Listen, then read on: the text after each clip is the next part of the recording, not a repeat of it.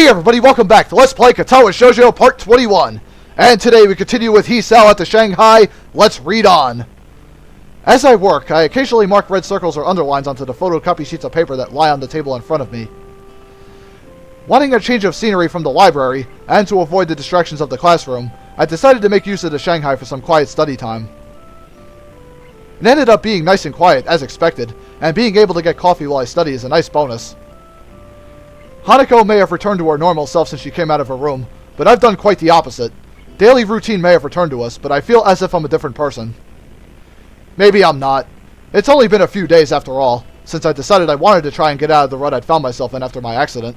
But I want to change, and I'm now actively working towards that goal. Or at least I would like to think that I am. Ugh, this is impossible. Brute forcing this isn't going to work. What's more, I have another piece of writing I have to do after this. I fear that's going to be no easier.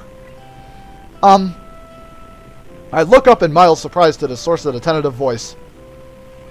Yuuko stands at the head of the table with a damp towel in hand, clearly having taken the opportunity to clean the tables while no other patrons were around.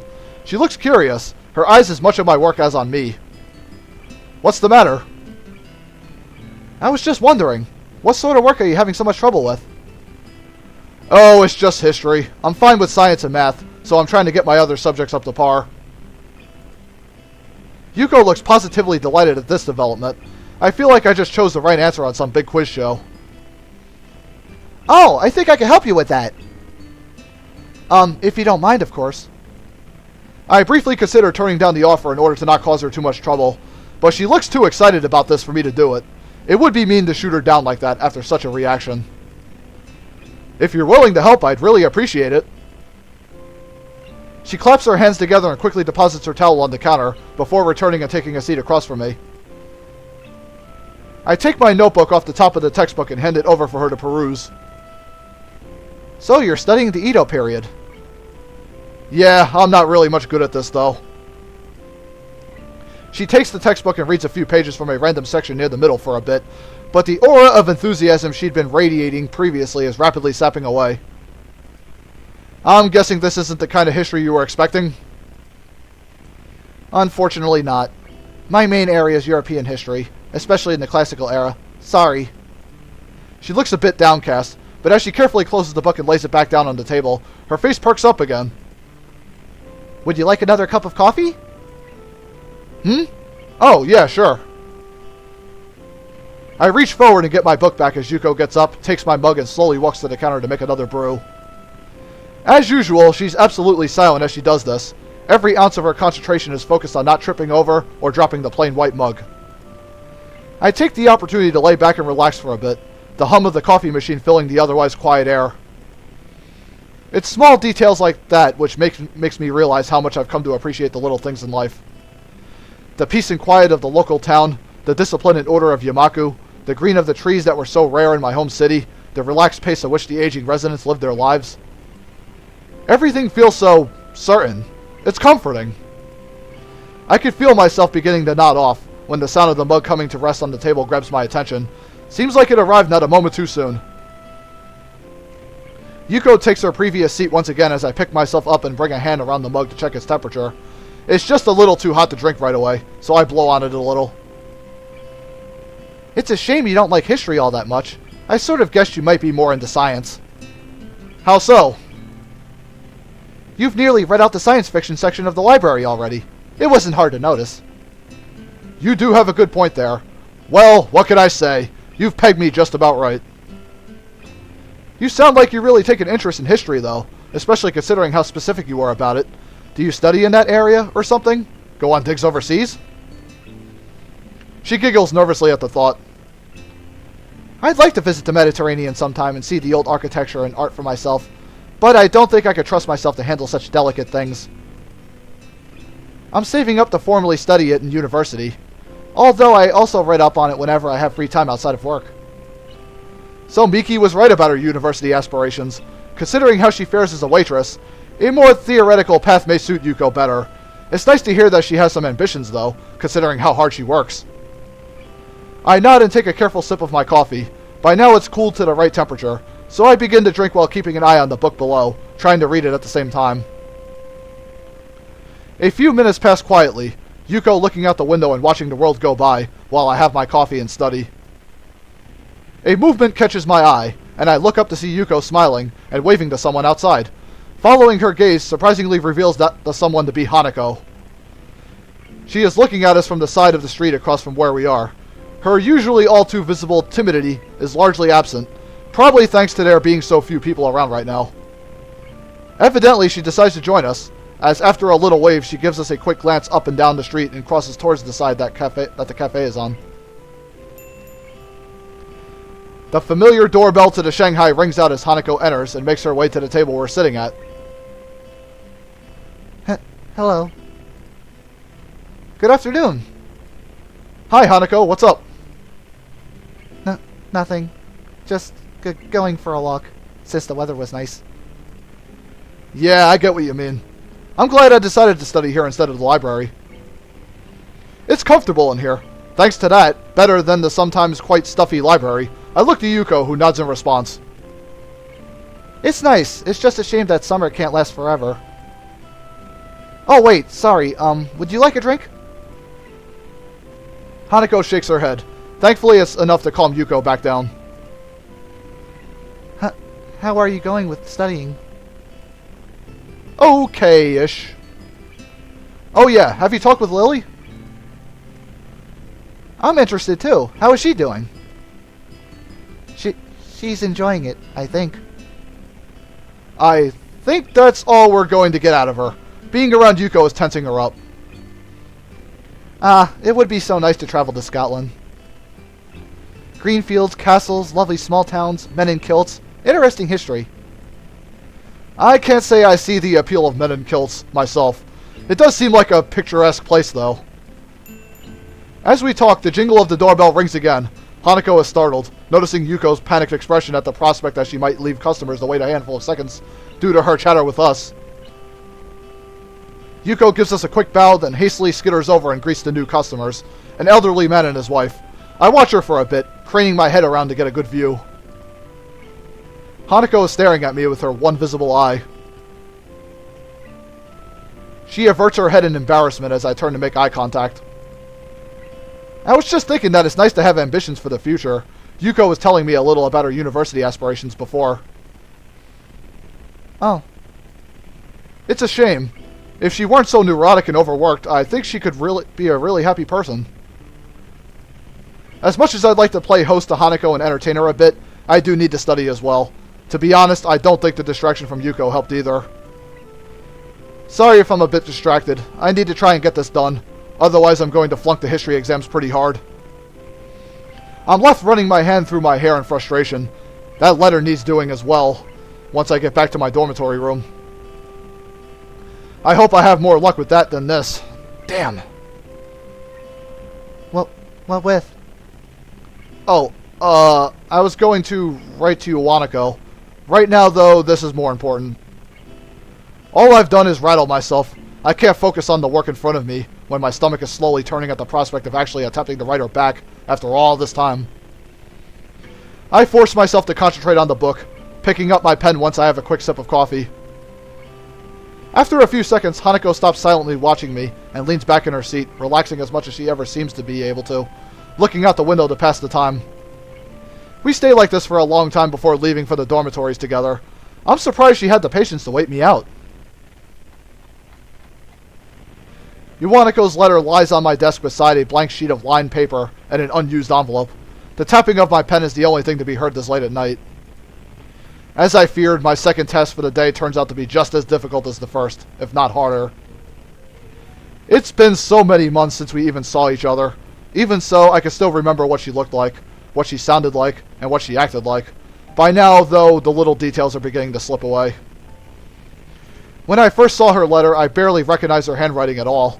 Even the pink pen she always used was forgotten until her writing reminded me of it.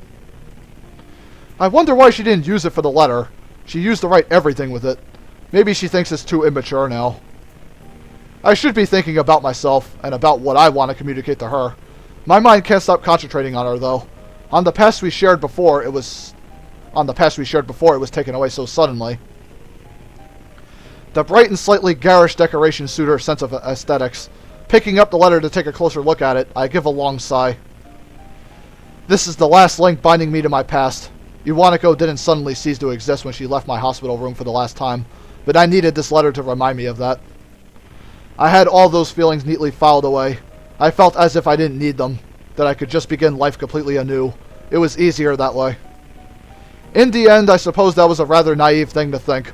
Sooner or later, my past would have caught up with me one way or the other.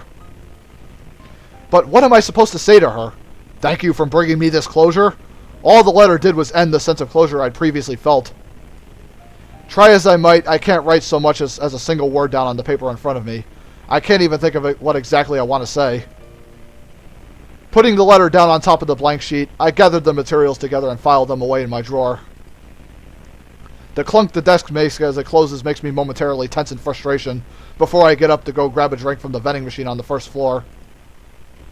I tried, but I couldn't do it. After all the time that's passed, I still don't know how to deal with Iwanako. Don't worry, Hisao, just push on towards the future. Focus on Hanako. She's our bright future right now. The library, while not humming with activity, is noticeably more busy than usual. Exams are not far away, and that's reflected in the number of students burying their noses in textbooks at the tables around us. I've been studying quite a lot in the past few days, just like them, in hope of doing well in the exams. This also means that Hanako and I have been playing games less, so she's begun studying as well just to fill in the time. Nevertheless, I found myself forsaken by her on this particular day. The textbook in front of me has remained on the same page for some time. After so much reading on subjects I couldn't care less about if not for the exams, my mind is beginning to wander. I find my eyes flicking over to where Hanako would usually be. Just like on the day she wasn't in class, her usual beanbag in the corner of the room is conspicuously unoccupied. It was here that we first really met. I tried to start a conversation with her, she got skittish, and eventually bolted from the room altogether. I probably shouldn't smile about it, but it was kind of amusing in hindsight. Nowadays, it's more and more difficult to imagine her doing such a thing, even with Lily gone. She's been doing well now that she's come out of her room. I want to talk with her, or at least play another game of chess. I'm tired of studying, and it's been a few days since we've really done anything together. The question of where to find Hanako isn't a particularly difficult one. If she's not in the library, chances are that she's either in the tea room for some peace and quiet, or in her dormitory room. Deciding to check them in that order, I pack up my books and make my way out of the library. I stretch and give a loud groan as I walk down the hallway. Studying may be frustrating at times, but with the progress I feel I've made, there is also some sense of pride in getting it done. It's a good feeling. There isn't a sound to be heard from inside as I stand in front of the door to Hanako's room. I guess that isn't very indicative of whether she's inside or not, given how quiet she usually is. Still, she wasn't in the tea room. I tried knocking lightly to make my presence known, but I am surprised when I find the door unlocked and yielding at my touch. With a small creak, the door opens. It looks like my suspicions were correct. Hanako is indeed here. She's sitting at the table with an open book in front of her, but pays it no heed as she keeps looking out the window. She looks utterly oblivious to my presence. With her head thoughtfully resting on her hand, she looks calm and collected. It's a shame she can't look like this more often. Smiling a little, I walk up to the table and softly speak to her. Good evening, Hanako. Hanako's head turns a little to see me, but she's still only half there. I put a hand on the table and lower my head to better look at her face, mildly curious about what mood she's in. What's up? She gasps a little, finally acknowledging my presence in the room for the first time. Hanako's blushing really heavily. Her mouth is open just a little, as if paused mid-sentence. Most striking, though, is what she's doing. She's looking directly at me. Her eyes are pinned on my own, from such a close distance that I can almost see my reflection in them. They don't turn away from nor move at all. They're absolutely still, just looking into mine. They're dark, and given her an almost analytical air. Even when reading on subjects she has no interest in, she would appear to be wrapped in her work to a casual observer. She absorbs information very well, and even now I could feel that. I feel like I'm seeing something behind those eyes that I never saw before. I don't know what it is, though. Hanako? Her lips move just a little, silently mouthing something. She looks like she's on the verge of saying something, but won't say it. But that's the way Hanako always is, on the verge of saying something, but never quite doing it. As I look intently into her eyes, I realize something. Everyone has their own thoughts, things they want to say, their own worldview. But I can't work out what Hanako wants to say, and I can't work out what she's thinking. I never have been able to. It's frustrating. It feels like I don't know her at all, despite all the times we've spent together. Hisao? It's only now that I find myself blushing. I've been looking directly into Hanako's eyes from such a short distance with absolutely no regard for her, and she's been looking into mine without shirking away. I quickly look away while covering my face with my hand. Hanako does just the same. Another awkward silence reigns. I hate these. At first I accepted them as just being a fact of life around Hanako, but now all they feel like is an affirmation of how little we're able to communicate. Some anger makes its way in the complex mixture of emotions I'm experiencing right now. I want to bridge that gap between us. Friends shouldn't have to tiptoe around each other like this. I speak before I can argue myself out of what I'm going to do. My scarring isn't as bad as Hanako's, and I can't possibly compare my life to hers, but I want to show her that she's not alone. Doing this in such a blunt manner might be the only way to get my point across.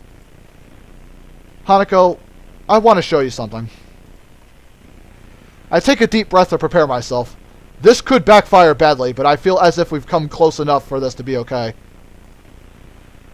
I'm not going to strip naked or do anything weird. I'm just going to take off my shirt. Hanako's eyes grow to the size of saucers. Her face is an amusing mixture of curiosity and nervousness as she stands. It helps take the edge off my own nervousness at doing this in front of another person.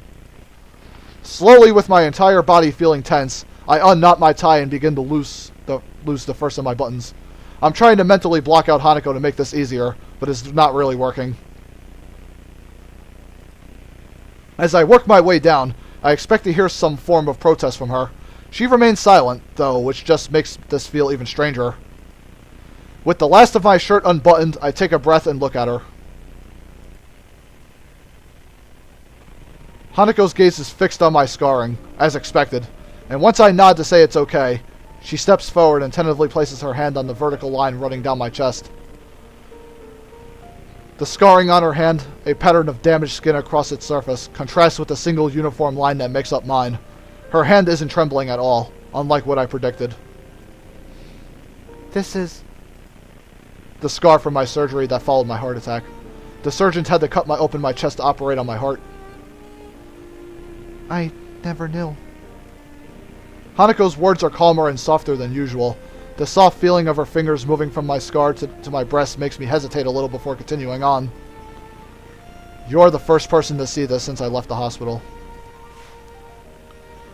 But why are you showing this to me? I wanted to prove to myself that I could do this. That I could accept my past and move on. I wanted to show that to you as well. She nods. From her reaction, she seems to know how difficult this is for me. More than anything, this scar represents a visible reminder of my condition. A reminder that I'm not normal anymore. That's something that, until now, I had tried my hardest to ignore. As the minutes tick by, Hanako's gaze lingers. Her eyes look less focused on my scarring than before. The situation feels a bit different than it previously did, and makes me feel slightly uncomfortable. Her hand retreats and I draw my shirt closed and begin to button it up. Her blushing face suddenly returns to its typical tense and timid state as she looks away. The room is completely silent as I fix my shirt and tie, feeling put off after such an unexpectedly intimate moment. So, I guess you're not the only one that's scarred. Hanako smiles a little at the joke, thankfully lightening the atmosphere a bit. Thank you, Hisao. I think I understand. I give a long sigh of relief. I really didn't know how she'd take it, but I'm glad everything seems to have worked out as I hoped. Hanako's smile only proves that further. I'm finding the path I want to follow now, and what Hanako needs to do is find her own.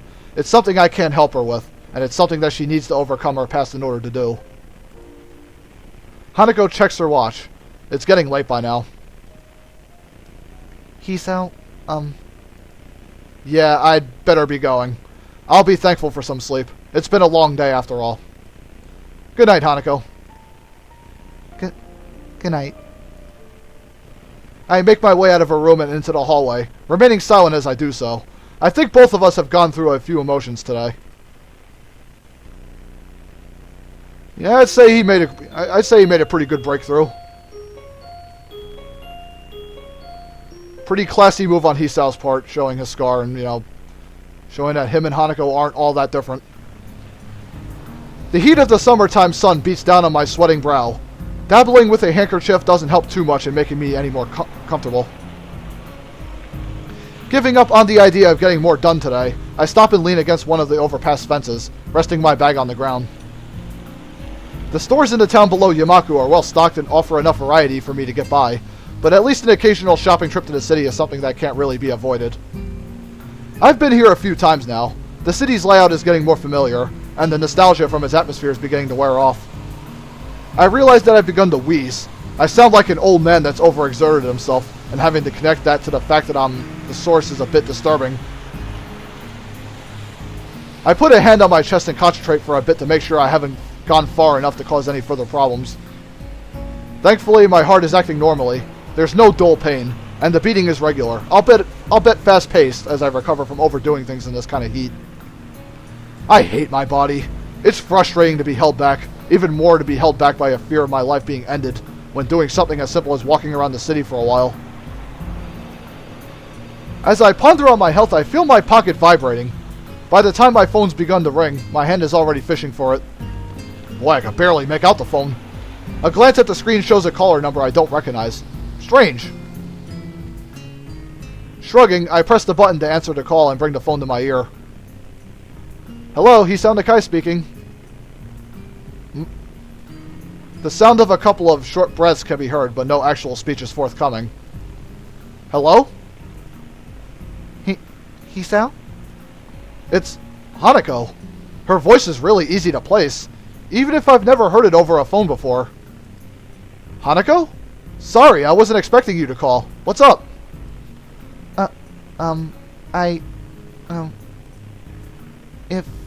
If you're not busy, I was wondering if you would, like to... Meet up? Yes. I mean... She sounds really wound up about this. I could hear muffled voices in the background, and it's about time for afternoon tea, so I guess she'll want me to meet her at the Shanghai or something. That sounds fine. Are you at the Shanghai? I'm in the city. Hanako's here? Alone? That's a surprise. It's a little wonder she's like this, if she's surrounded by people and entirely by herself. That works out well. I'm just wandering around there now. Where are you? Hanako manages to stammer out the street name, address, and some basic directions to where she is. Luckily, it's not too far, so I agree to see her soon before hanging up. I look up to the sky. The summer heat is beating down. This is the first time Hanako's asked for us to do something together beyond a simple board game, and the first time, at least since I've known her, that she's come to the city by herself. Maybe this means that Lily was right. By the time I manage to stagger up to the cafe where Hanako is, I've started to wheeze again. I'm sweating so much that I feel like a melting popsicle, and can barely hold the bag in my hand. I need to sit down, badly. The tables outside are all occupied by busily chatting couples and girls gossiping between themselves. The contrast between the different age groups and fashions of the people here, and the people from the town near Iwanako, is striking. I scan over the people sitting at the tables, but I can't see Hanako. She did say she was sitting outside, so I must just be missing her. Not difficult, given how small she usually tries to make her presence. I look around again, more slowly this time, taking particular care to see if I can find Hanako's hat. It's pretty distinctive, and I'd be very surprised if she wasn't wearing it. There she is. Sure enough, her head is kept low, and the table she's sitting at is right beside the building in an inconspicuous corner. I walk up to where she is and make sure that I have her attention before I sit, lest I give her a scare. She notices me and gives me a small wave as I arrive at her table. Are you feeling okay? I try my best to laugh it off, but doing so just makes me more out of breath. Not very fit these days. Don't mind me. Hanako nods, but still looks a bit put off. Now that I can get a good look at her face, something about her seems a bit different. I'm not sure if my eyes are playing tricks on me, but she looks kind of nice. Her eyes move upwards to look at me, before quickly flicking down again. I begin to think this is going to be a rather quiet meeting, but a waitress thankfully arrives and sets down a cup of tea in front of Hanako. Hanako almost automatically turns slightly away and lowers the side of her head. It's an amazingly practiced motion, and does a good job of its intended purpose, hiding her scars from someone who's leaning in close. Her right arm is still laying on the table, though, with the scarring on the back of her hand quite visible. It catches the waitress's eye, and I move to quickly distract her.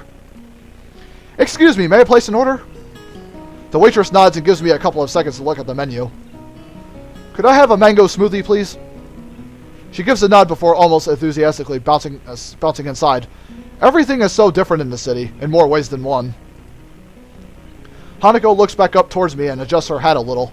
If she noticed the waitress staring at her scars, she doesn't show it. Not coffee? I think I'd die from this heat if I had something like coffee right now. Resting my head in my hand, I look to my quiet companion. She seems taken aback. A very unexpected reaction to my lame joke. An unwelcome emotion bubbles up inside me as I realize her reason why. Unlike most in Yuuko, indeed, unlike anyone there that I'm aware of, my condition goes beyond limiting the activities I can do. Or to be more precise, breaching those limits could have much more grave consequences. Thankfully, it's something that's very rarely come up since I entered Yuuko. I thought that it was so rare that Hanako and Lily might not think of it at all. It turns out that I was wrong. Hanako silently drinks her tea while I wait for my drink, confirming that it's the right temperature with a small sip before she begins in earnest.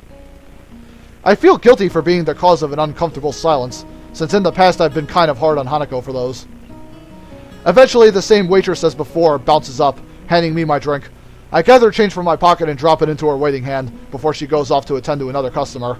My eyes linger on her as she walks away. Do you think that she looks pretty? Hanako is following my gaze, her eyes taking in the waitress that served us. I can feel my blood slowly going to my cheeks as I rest my smoothie back on the table. Nah, can't really say that I'm really into that look. She just looked a lot like an old friend I knew before my heart attack. Did you have many friends? I had a few at my previous school, though I wouldn't say a lot. The four of us just hung around together after school and stuff. Do you still talk to them? I shake my head. No, we gradually lost contact while I was stuck in the hospital. You're not saddened by that? Or angry? Hanako looks genuinely surprised. I guess it's the right reaction. Well, life did move on for them while I was stuck in the ward. I was pretty sore about it at the time, but now it's just a bunch of nice memories. Besides, once I came to Yuuko, I found new friends as well. That's quite a whitewash of what my feelings were back then. I went through some dark times during my stay at the hospital, and I really am glad that Hanako and Lily were around to help me after I left it. Hanako blushes as we both get down to enjoying our drinks. She seems to have calmed down since I arrived, and I've started to feel a little better now that I've had the chance to rest a bit, so this is getting to be a nice outing already. And you know what, folks? We're gonna end it here. I hate to do that, but we gotta save the rest of this pleasure trip for the next part. So, stay tuned for Let's Play Katawa Shoujo Part 22, when we continue our beautiful conversation with Hanako, and we'll see what the rest of the day has for us. Anyway, see you then, peoples!